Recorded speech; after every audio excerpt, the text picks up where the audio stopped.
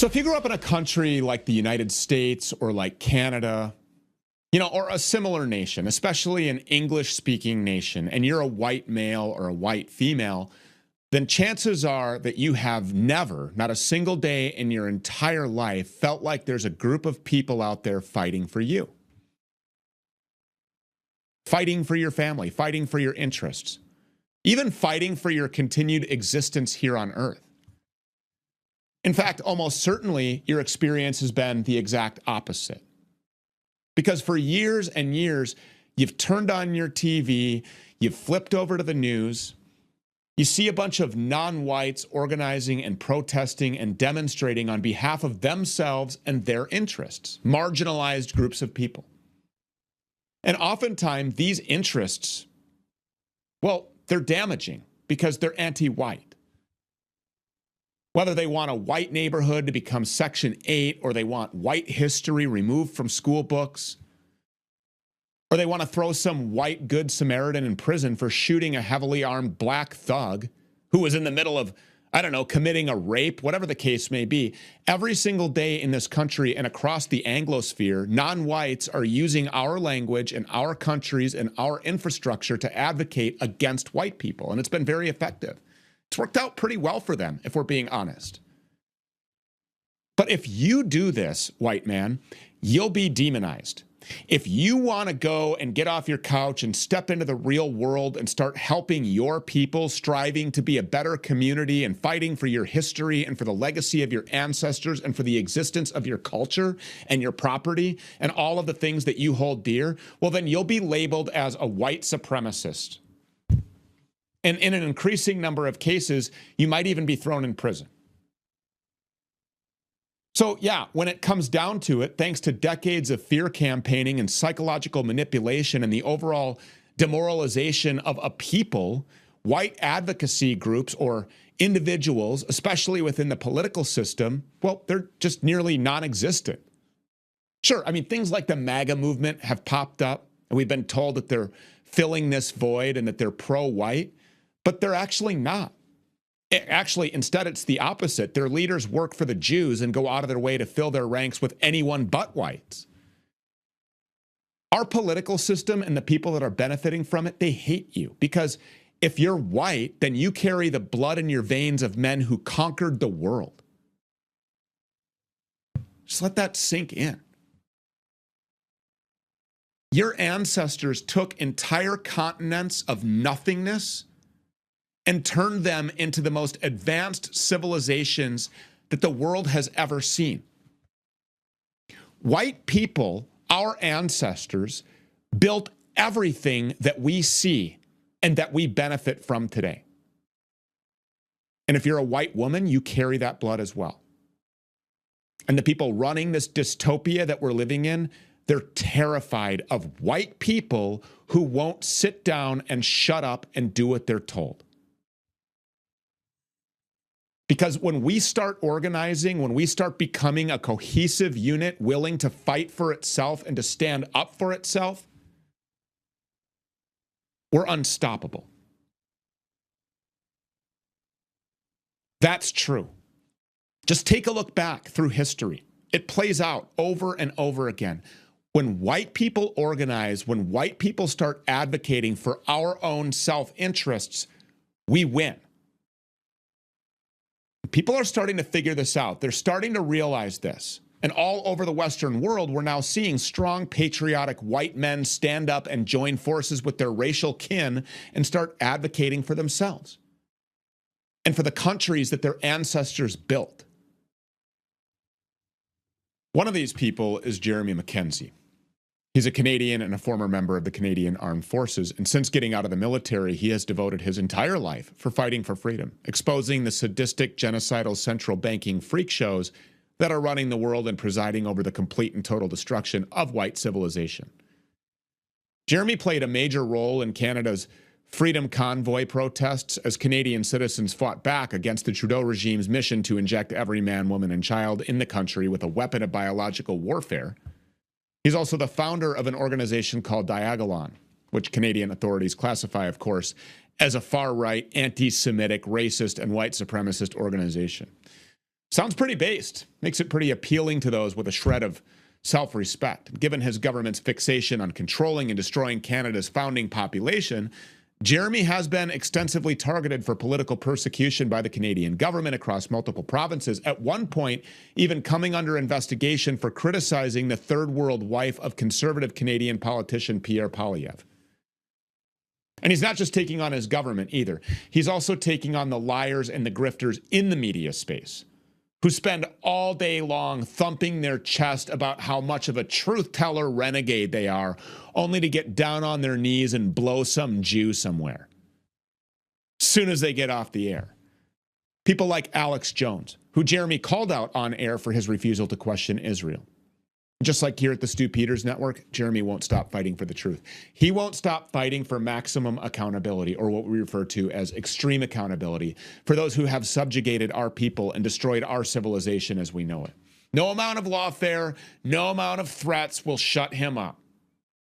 For more discussion on all of this, we're now joined by Jeremy Mackenzie. Sir, thank you so much for coming. We appreciate it. Thank you, Stu. I appreciate that. This quite the intro. I appreciate the homework and stuff you guys have done.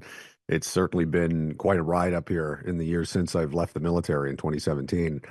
And as you said, all of those things apply not just to myself, but anyone who's willing to stand in that space and say anything that's uncomfortable or inconvenient or true about some of the things that are going on in our world. And as you kind of alluded to, I started as a consequence of my experiences in the military, as things didn't exactly quite add up there in those years. And it becomes very difficult when you're, presiding over honor guards and funerals and so on, and you have 7 and 8-year-old girls wailing over their father's casket, and widows and destroyed families, and there's no explanation. 2 + 2 doesn't equal 4, and no politicians can give you an answer as to why or how this needs to get wrapped up or explained. They just carry on to the next venture, the next software download, if it's Ukraine today, if it's Israel tomorrow, or whatever else it's going to be. And in the meantime, our people and our citizens foot the bill, not just for the tax expenditures, but the wounds, the injuries, the deaths, and the ruin that brings. And we don't even get so much as an explanation. So that's kind of what's was the genesis of my real interest in this topic, and it never really went in any kind of direction that I would have liked it to go. It went where it went, and as a result of that, I've ended up meeting a lot of other interesting people in the sphere, and it's been quite a number, 6-7 years, I think, since I've what's the bottom line for you? Like, what do you see as the most problematic subversion of Western civilization, specifically targeting white people? Who do you see as like the enemy of white people? Sure. So international finance is certainly one of the biggest pillars of that, and it's become very prevalent in contemporary times, certainly since October 7th in the Middle East, is that there's a very clear and strong tone of Jewish supremacy throughout our societal institutions, our media, our academic institutions, everywhere. In fact, my girlfriend and I just tried to visit the United States after being denied a passport for several years for no reason. I've no criminal record. I've never been convicted, though they've tried to jail me and have several times, but I have not been convicted. None of these have ever made it to trial. When we get to the border, we were immediately detained. Our vehicle was completely tossed. We were searched. All of our devices were seized by the U.S. Border Services, and to their credit, they were very nice and very polite, but they said it's out of their hands, and it was coming from elsewhere. We were held for 9 hours and interrogated on anti-Semitism before eventually being turned around and asked to, leave in the middle of the night during a blizzard with no means of communication or ability to pay for anything. But we were able to get home. But that just goes to... I just want to make sure that everybody understands what Jeremy just said. He was held up without due process after never have been committing a crime by U.S. federal agents and investigated for anti-Semitism. And then he was told, you're not allowed here. That's where we are here as a country. So when I'm over here saying there is this thing called Jewish supremacy, and its aim is to completely suppress everything that you say and to be your oppressor, That's not being hyperbolic. I mean, this is a guy who was just trying to come to the United States and was told, you're not welcome here. And that shouldn't surprise anybody. We're kicking people out of our country. We're kicking PhD students out of our country for being critical of or even just merely questioning Israel. That's the country that we live under this supposed populist America First presidency. It's a joke. Go ahead, continue. And on top of it, this is a service member who signed up to go fight for his people, right? He signed up to go and fight for Canadians and to protect its borders and to protect its sovereignty and to uphold its, founding documents. Much the same as American service members go and they sign up, volunteer to go die somewhere for our country. But then you learn that all of that, and you're talking about 7- and 8-year-old girls wailing over their father's caskets when they return dead from some hole somewhere in the sand. And you learn after being honest with yourself and really looking into these issues that the entire time we have been fighting at the behest of this foreign nation state, this arbitrary landmass that was just founded in 1948 out of nowhere and paid for by the Rothschilds. And that nothing that you've ever done has been a patriotic service to your country. And that those men, those brothers of yours that you buried in front of their 7- and 8-year-old daughters, they're dead because of these Jews. If that doesn't piss people off, if that doesn't at least make you just pause and question, like, is this true?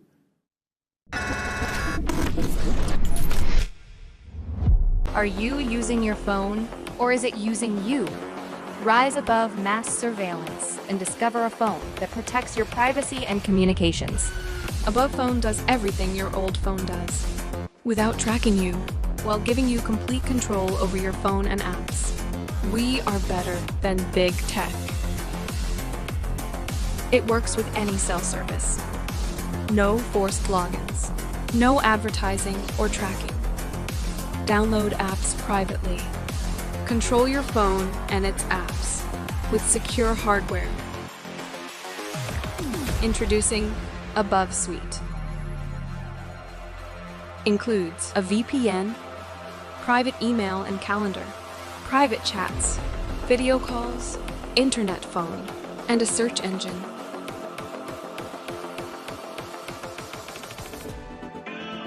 Don't worry if you're new. Every phone includes a free 45-minute live call. You also get free email and chat support, free guides and video courses.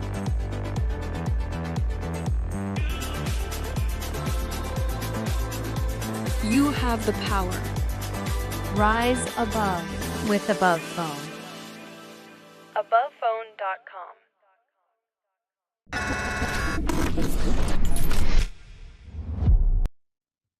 Yeah, it certainly did for me. And that was, again, the basis of how this began. In fact, over the course of learning about a lot of this, I was shocked to learn about a story that most Canadians aren't even aware of. And in the military, considering what I did as an infantry soldier, that I didn't know about this when it happened. In fact, it was over 10 years later before I did.